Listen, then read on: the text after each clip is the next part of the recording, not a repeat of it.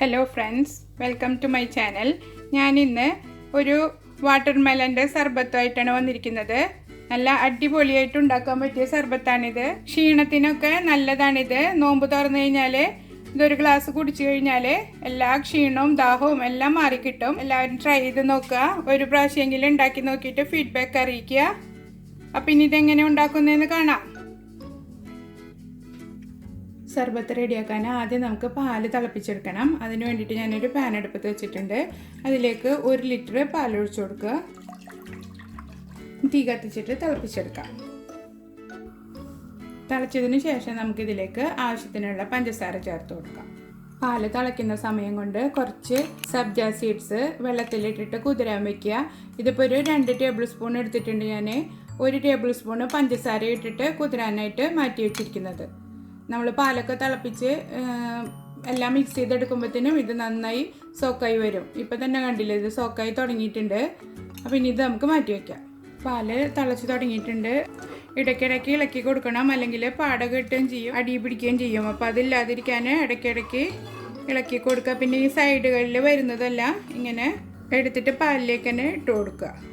അപ്പോൾ നല്ല കൊഴുപ്പ് കിട്ടും നമ്മളെ പാലിന്.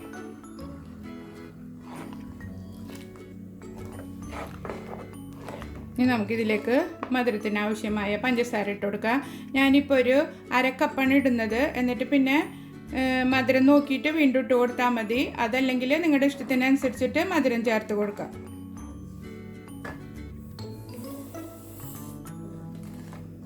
നന്നായി മിക്സ് ചെയ്ത് കൊടുക്കുക. പഞ്ചസാര എല്ലാം നന്നായി അലിഞ്ഞതിന് ശേഷം നമുക്ക് തീ ഓഫ് ചെയ്ത് കൊടുക്കാം. അപ്പോൾ പാല് നന്നായി തിളച്ച് തുടങ്ങിയിട്ടുണ്ട്. ഞാൻ ഇനി തീ നിർത്തി കൊടുക്കുകയാണ്. എന്നിട്ട് നന്നായി തണുത്തതിന് ശേഷം നമുക്ക് ബാക്കി ഇൻഗ്രീഡിയൻസ് എല്ലാം ഇതിലേക്ക് ചേർത്ത് കൊടുക്കാം. ഇതപ്പോൾ പാല് നന്നായി തണുത്തിട്ടുണ്ട്. ഇനി ഇതിലേക്ക് കുറച്ച് റോസ് സിറപ്പ് ഒഴിച്ചു കൊടുക്കുക. 1/4 കപ്പോളം ഒഴിച്ചു കൊടുക്കുന്നുണ്ട്. ഇത് നമ്മുടെ ഇഷ്ടത്തിനനുസരിച്ചിട്ട് കളറിനും ടേസ്റ്റിനും അനുസരിച്ച് ചേർത്ത് കൊടുക്കാം. നല്ല ഡാർക്ക് കളർ വേണമെന്നുണ്ടെങ്കിൽ കുറച്ചധികം ചേർത്ത് കൊടുക്കുക. നല്ല ലൈറ്റ് കളർ മതി എന്നുണ്ടെങ്കിൽ കുറച്ച് ചേർത്താൽ മതി. ഞാനിപ്പോൾ ഈ ഒരു കളറിലാണ് എടുത്തിരിക്കുന്നത്.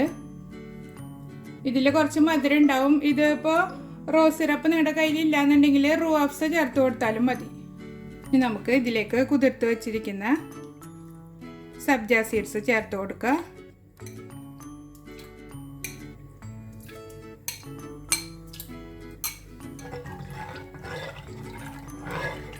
ഇത് കുതിർത്തത് ബാക്കി വന്നത് ഐസ് ട്രേയിലാക്കിയിട്ട് കട്ടയൊക്കെ എടുത്ത് വെച്ചാൽ നമുക്ക് വേറെ ജ്യൂസൊക്കെ ഉണ്ടാക്കുമ്പോൾ അതിലിട്ട് കൊടുക്കാം.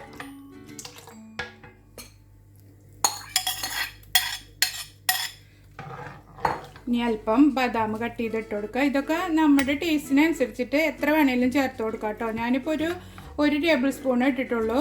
അതുപോലെ തന്നെ 1 ടേബിൾ സ്പൂണ് പിസ്ത അരിഞ്ഞത് ഇട്ട് കൊടുക്കുക. ഇനി നമുക്കിതിലേക്ക് ആവശ്യാനുസരണം ഐസ് ചേർത്തിട്ട് സെർവ് ചെയ്യാം.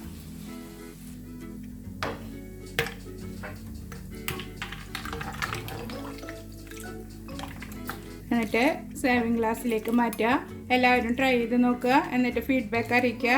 നിങ്ങൾക്ക് ഇഷ്ടമാവുകയാണെങ്കിൽ എൻ്റെ ചാനൽ സബ്സ്ക്രൈബ് ചെയ്യാനും ലൈക്ക് ചെയ്യാനും ഷെയർ ചെയ്യാനും മറക്കരുത്. അടിപൊളി ടേസ്റ്റിലുള്ള ശർബത്താണിത്. 1 കപ്പ് വാട്ടർമെലൺ ഉണ്ടെങ്കിൽ നമുക്ക് ഇത് റെഡിയാക്കി എടുക്കാൻ പറ്റും. അപ്പം ഇനി അടുത്തൊരു വീഡിയോയുമായി വീണ്ടും കാണാം. ബൈ.